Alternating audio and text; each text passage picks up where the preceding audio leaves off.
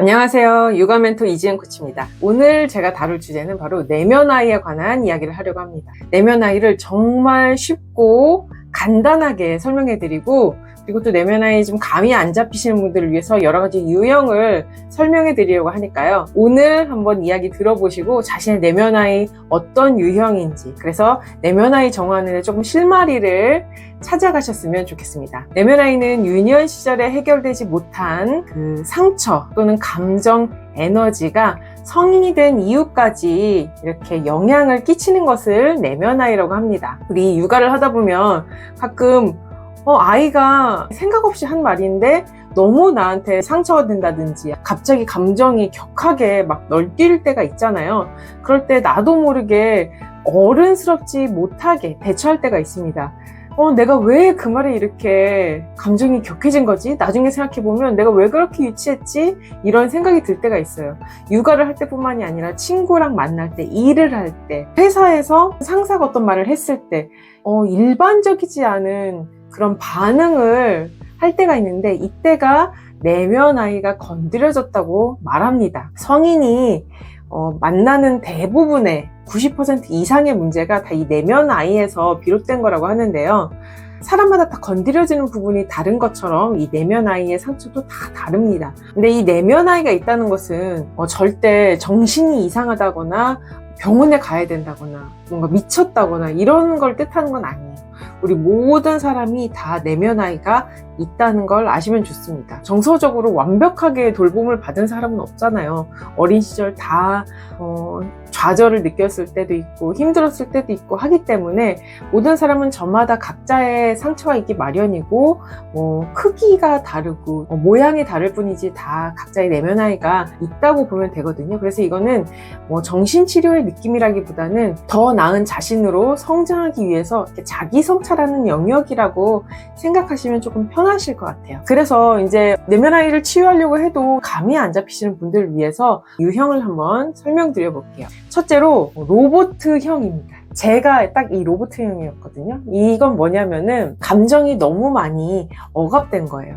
내 감정을 돌봐주고 공감해주고 비춰준 사람이 없었고, 그리고 감정적으로 건강한 상호작용을 하지 못했던 사람들이 감정에 대해서 배울 수도 없었고 나의 감정을 공감받지도 못했기 때문에 감정을 이렇게 억압하게 됩니다. 그래서 울면 안 돼, 화내면 안 돼, 너무 경박하게 웃으면 안 돼, 모든 감정이 희노애락이 다 눌린 상태예요. 그래서 이런 사람은 어떻게 보면 굉장히 이성적으로 보이기도 하고 안정적으로 느껴지기도 하지만, 반면에 굉장히 딱딱하고 로봇 같은 그런 느낌을 받게 됩니다. 그런데 이런 분들은 불편할 수 있어요. 왜냐면 감정이 다 억압되어 있기 때문에 타인의 감정을 이렇게 깊이 마음으로 공감하기도 어렵고, 특히 양육할 때 되게 어렵거든요. 감정이 억압되어 있을 뿐이지 없는 건 아니잖아요. 그래서 굉장히 이런 답답함을 느낍니다. 그리고 다음으로는 죄인 유형이 있습니다. 이게 로봇 유형이면 죄인이 아니다 이런 것은 아니고, 이 유형이 전체적으로 이렇게 막 섞여 있을 수도 있고 특별히 강한 유형이 있을 수도 있거든요.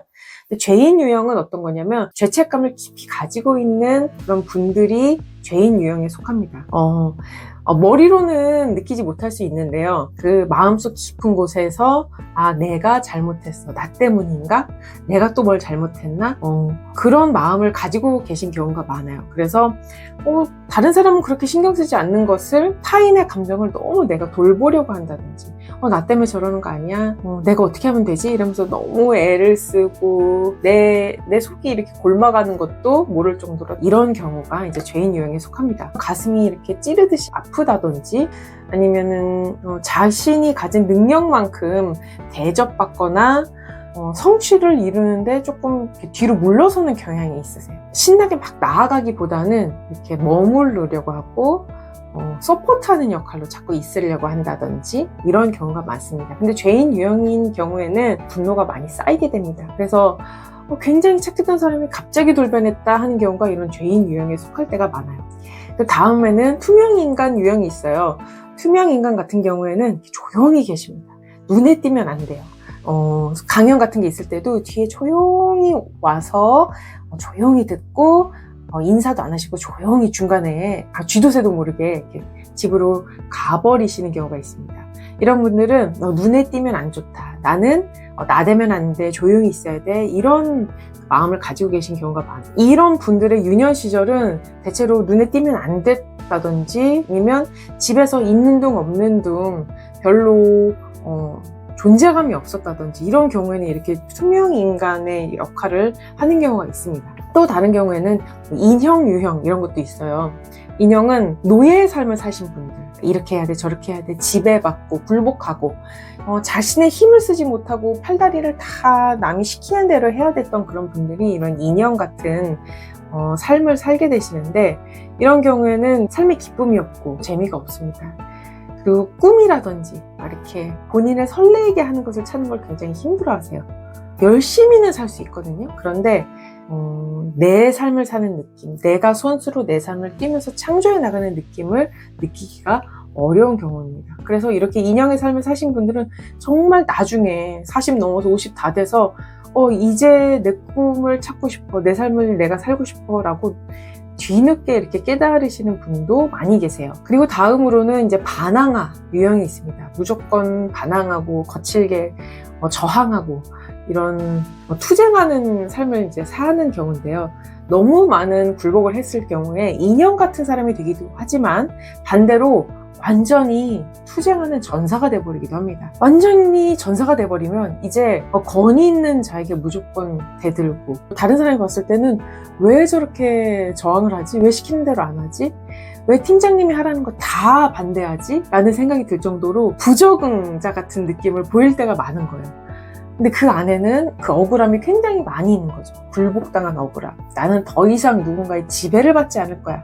나는 내 삶을 되찾고 말 거야. 내 맘대로 할 거야. 그 전사의 마음으로 살기 때문에 사회생활도 힘들고 인간관계도 힘든 경우가 있습니다.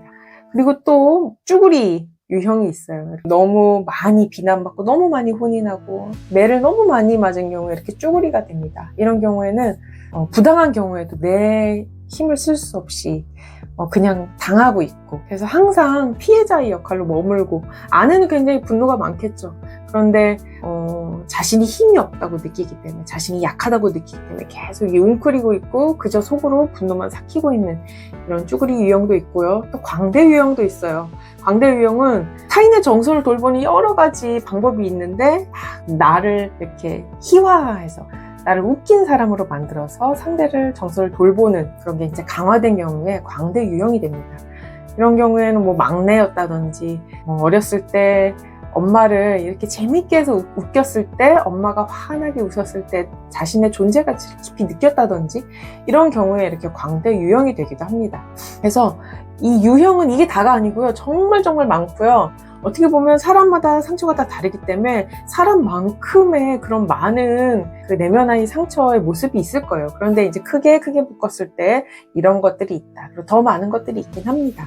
영웅도 있고요. 영웅은 이제 맏딸, 맏아들의 경우 내가 이 가정을 탁 짊어지고 내가 호강시켜드려야 돼. 이 집안을 내가 지탱해야 돼. 이런 이렇게 굉장한 책임의식을 갖고 막 열심히 나아가는 경우, 이런 경우에 이제 영웅의 유형이 되거든요.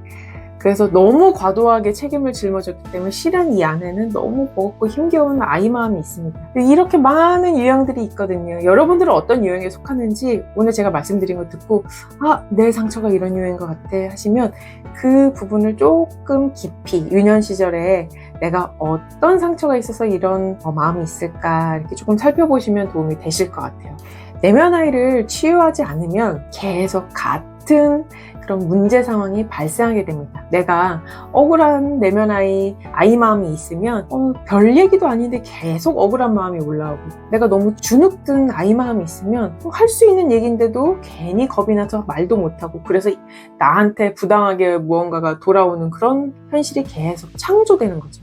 내 삶을 4살짜리, 5살짜리 아이 마음으로 사는 것과 같습니다. 그러면서 성인의 삶이 이렇게 제대로 굴러갈 수가 없겠죠. 그리고 양육하는데도 어려움이 많아요.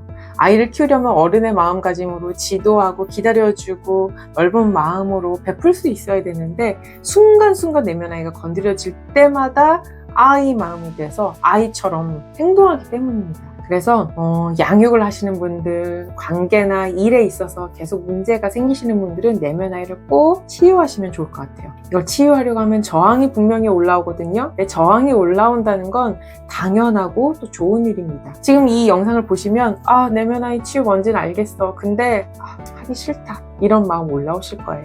저 꼭 해야 돼? 좋은데 나중에 하자. 이런 것도 다 저항이거든요. 다 좋은데 남편 시키자. 이런 것도 저항이에요. 이 저항이 올라온다는 거는 정말 치유가 이제 한 발 내딛어서 이제 시작됐다는 뜻이기도 합니다. 아무 진전이 없을 때는 저항도 일어나지 않아요. 그런데 뭔가 알아가고 자각되고 치유로 나아가려고 할 때 저항이 올라오는 거거든요. 저항이 올라오면 그 저항에 그냥 지배되지 마시고 저항을 바라보고 지켜보고 그럼에도 한 발 더 나아가시는 선택하셨으면 좋겠습니다. 오늘은 내면 아이에 대해서 개괄적으로 한번 이야기해봤어요. 정말 간단하게 말씀드렸거든요.